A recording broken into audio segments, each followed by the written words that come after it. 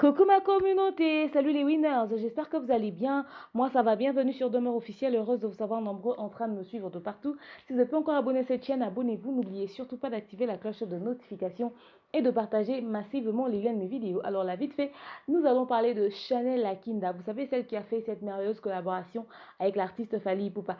Où est le mariage? Pour toi et moi, je ne vois que ça. C'est pas très bien. Nani nanana. Vous vous rappelez, non? Voilà. Alors, elle s'est prononcée quand même sur sa situation amoureuse et sur pourquoi elle n'est toujours pas mariée. Et en bonus, on va parler de Dadju qui estime que pour vivre heureux sa vie de couple, il faudrait pas afficher son partenaire ou sa partenaire sur les réseaux sociaux. Pour l'instant, installez-vous, tenez-vous prêts, prenez un bon verre de cocktail marmaillé comme on le fait d'habitude, un peu de likalakon, un peu de lidamé, un peu de lipé là, ok, ça va vous faire du bien. Parce que vous aurez besoin d'une gorgée de temps en temps, ok? Alors parlons de Chanel Lakinda, qui est une merveilleuse chanteuse et qui a été vraiment au cœur de l'actualité après cette merveilleuse collaboration qu'elle a eue avec l'artiste Fally Ipupa, Où est le mariage, ok? Et d'ailleurs, ce titre-là, elle l'a chanté, on entendait, on écoutait sa plainte au fait en rapport avec le mariage, mais là dernièrement, elle s'est prononcée au sujet de sa relation amoureuse, mais surtout du pourquoi elle n'est toujours pas mariée. Ce qu'elle a dit a choqué plus d'un parce que, voyez-vous, elle est une très belle femme, n'est-ce pas? Femme caviar, taille imposante, avec des belles formes et des rondeurs, n'est-ce pas? Elle a les formes généreuses. C'est que tout le monde aime aujourd'hui. D'ailleurs, beaucoup de femmes font de la chirurgie pour obtenir ce genre de beauté, ce genre de forme. Elle a des très beaux yeux, lèvres pulpeuses, etc., etc. Donc, elle a tout pour plaire, ok? Et lorsqu'on la voit, elle donne l'air de quelqu'un qui vit une relation amoureuse, en tout cas, très épanouie, ok? Avec probablement l'homme de ses rêves, quoi. Quand on parle de l'homme de ses rêves, on voit le genre d'homme que les stars aiment avoir, pécuniairement béni et tout ce qui va avec. Mais ce qui choque le public dernièrement, c'est qu'elle s'est prononcée sur le pourquoi elle n'est toujours pas mariée. Chanel Lakinda est en train de nous dire que si elle n'est toujours pas mariée, c'est parce que Dieu ne lui a pas encore envoyé l'homme idéal, en tout cas. Dieu ne lui a pas encore envoyé la bonne personne. Alors la toile s'est enflammée, tout le monde s'est proposé, ok? Et il y en a même qui n'ont pas arrêté de taguer et de citer Shadow Chris. Ouais, Shadow Chris a même dit que Chanel c'était son genre de femme, en fait. Tout le monde a trouvé que c'était quand même assez bizarre de dire que l'homme idéal n'était pas là et tout ça. Après, c'est ce qui me ramène à vous faire cet élément. Vous savez, les personnalités publiques ont ce problème-là. Nous pensons parce qu'elles sont stars, elles sont sous l'effet des projecteurs, que forcément tous les hommes croupissent, ok, ou encore leur courent derrière, qu'elles peuvent en un claquement de doigts avoir n'importe quel homme. Mais c'est très difficile de tomber sur la bonne personne. Oui, il y a les hommes qui craquent vraiment pour elles, qui peuvent être les bonnes personnes, mais il y a aussi le profil que les stars recherchent, ok? Deux fois, elles veulent un homme élégant, beau. Quand elle touchera cet homme dans une soirée de gala, que tout le monde fasse waouh, c'est le mari de Chanel, ok? Et au-delà de tout ce physique-là, beau et à voir et tout ça qui frappe à l'œil, il faudrait aussi que le compte bancaire puisse être bombé. Alors pour réunir tout ça, c'est toujours pas facile. Mais également de l'autre côté, ces hommes-là peuvent exister au fait en vrai. Ils peuvent être là, beaux, élégants, avec de l'argent. Mais ces hommes-là, généralement, dans la plupart des cas, quand ils viennent chez les personnalités publiques, c'est juste parce que c'est un crush, c'est un coup de cœur, c'est juste pour amusement et tout. Ils se disent, ben, j'aimerais pas me stabiliser avec une star et tout ça. Je pourrais pas supporter le regard de tous les hommes sur elle, les commentaires déplacés de tous les hommes sur elle. Regardez comment est-ce que Chanel s'habille, comment est-ce qu'elle poste ses trucs. Comment est-ce que certains hommes n'hésitent pas à dire le fond de la pensée au fait qu'ils ont en regardant le physique de Chanel et tout. Il y a ces hommes qui ne seront pas prêts à supporter ça. Il y a ces hommes qui se disent, ben, même si je l'aime, je lui donne tout. Pourtant, peut-être de l'autre côté, elle pourra coucher avec son manager, coucher avec son producteur.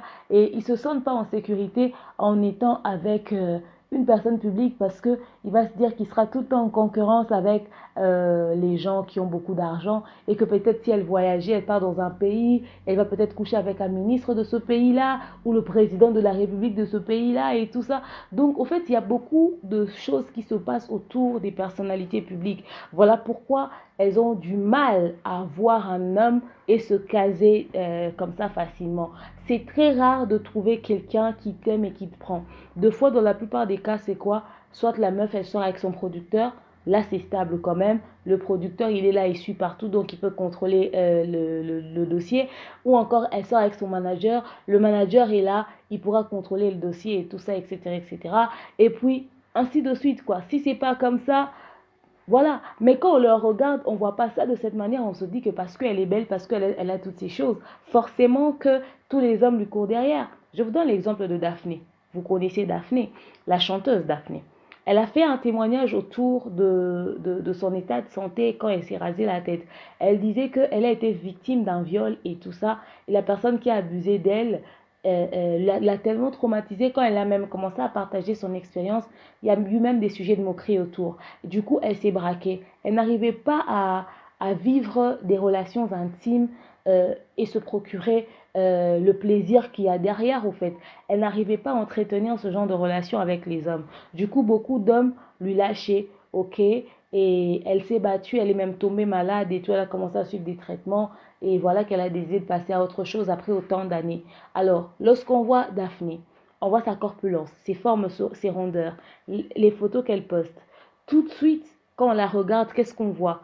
On voit que cet homme, plutôt que cette femme, forcément, elle est peut-être une fille légère, ou il y a les hommes qui lui courent derrière. Quand peut-être elle vous fait une collaboration avec un Hiro Lecoq ou quoi que ce soit, peut-être qu'on s'imagine des choses à cause de la cohésion, de comment est-ce qu'ils vont présenter dans le clip. On sait des tas d'idées. Or, il y a les hommes qui l'ont fréquenté dans sa vraie vie, peut-être à qui elle n'a pas accordé le temps pour aller plus loin, intimement parlant, qui se sont probablement dit que c'est en rapport avec ses rituels, voilà pourquoi elle ne couche pas avec les hommes, et nanani et nanana. Il y a d'autres qui ont peut-être été d'une fille légère.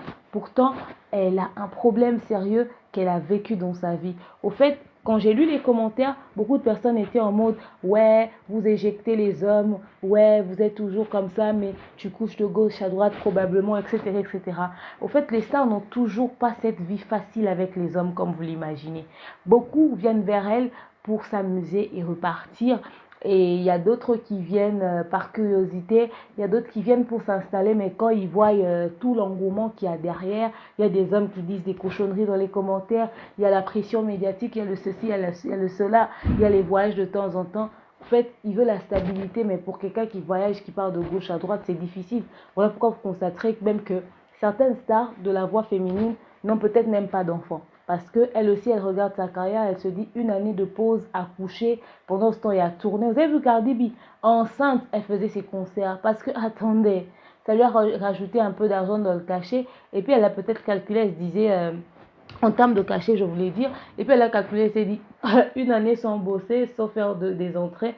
C'est vrai que je suis blindée et je manque de rien. Mais quand même, j'ai besoin de cet argent aussi. Elle a continué de bosser au calme. Vous voyez un peu à un moment donné. Donc, il y a tout ça qui traverse l'esprit. Mais un homme sortir avec une femme publique, chanteuse, journaliste, n'importe qui, mais une personnalité publique, c'est toujours pas facile. Alors, est-ce que elle a rencontré les bonnes personnes? Elle est passée à côté de cela? C'est aussi la question qu'il faudrait se poser. Parce que les stars, c'est vrai qu'à un moment, elle commence à vouloir prendre tout. Mais quand elle prend tout, elle prend peut-être un fauché, elle embellit le fauché et le fauché vient juste pour s'amuser. C'est-à-dire, il te prend pour celle chez qui il va avoir de l'argent, etc., etc. Mais de l'autre côté, il entretient ses relations avec d'autres meufs, au fait. Tu vois, il va peut-être s'amuser avec toi de ce côté-là. Ou encore, si tu trouves quelqu'un, mais comme tu as déjà un profil, tu te dis, je veux un tel type d'homme, je veux un homme qui va ressembler à ça, tout de suite, à cause de tes exigences, tu éjectes justement la bonne personne. Parce que beaucoup de personnes ont tendance à dire j'ai pas encore trouvé la bonne personne. Au fait, c'est quoi la bonne personne? c'est qui la bonne personne pour vous? Est-ce que la bonne personne, c'est le profil que tu recherches ou la bonne personne, c'est le profil que Dieu a préparé pour toi en fonction de ta personnalité? Parce qu'on n'épouse pas l'argent, on n'épouse pas la beauté, on épouse aussi les défauts de la personne qui est en face de nous, on épouse aussi les qualités de la personne qui est en face de nous, ses forces et ses faiblesses et pas mal de choses. Mais beaucoup de stars passent à côté des bonnes personnes parce que elles ont un profil, etc., etc. Les hommes aussi stars rencontrent ce genre de problème, mais chez eux, ça va encore. Parce que eux, ce qu'ils font, c'est qu'ils recherchent les belles filles et tout ça. Ils sont dans ce genre de délire. Ils ont toujours une bombe à côté d'elles, etc., etc. Très rares sont ceux qui ont continué avec leur amour d'enfance et tout. Mais si c'est une chérie d'enfance, ils ont grandi avec, ils essaient de stabiliser ce côté-là et tout. Vous voyez un peu. Donc les hommes aussi ont deux fois ce problème, mais c'est pas fréquent. En fait, chez les hommes, d'ailleurs, c'est à peut-être 10-15%. Mais c'est chez les femmes que c'est très, très, très présent. Donc, à toutes les personnalités publiques féminines, moi, je vous conseillerais d'être très regardant sur le choix des personnes que vous appelez bonnes personnes, pas exigeant non plus. Trouvez la personne qui va vous mettre à l'aise, qui va vous rendre heureux. Ok, ne vous attardez pas sur les petits détails, attardez-vous sur les choses qui peuvent combler le vide et faire votre bonheur. C'est ça le plus important.